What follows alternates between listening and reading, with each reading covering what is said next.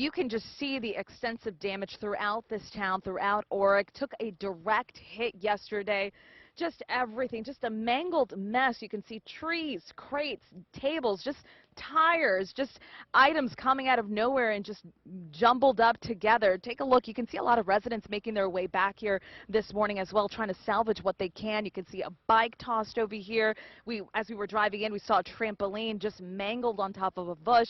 Uprooted trees littering the lawns of a lot of these homes as well, but you can see a lot of roof damage to this home here, and that's what we've seen a lot of as well. Roof damage to a lot of buildings and homes. You can see right across the street here as well, some roof taken off completely, just gone.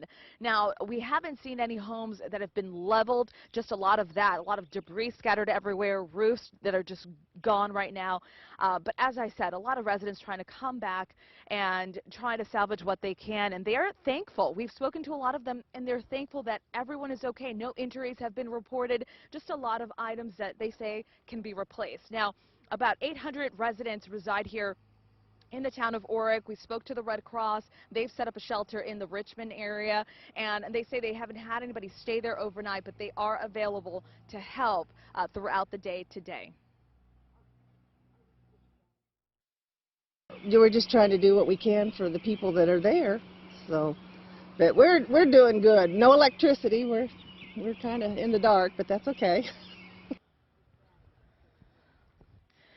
So the shelter is set up at the Eagleton Civic Center. That is in Richmond. That's where the Red Cross is, with all the supplies, food, anything that anyone may need if they've been displaced. And again, a lot of the people that we've been talking to, they are thankful that everyone is okay.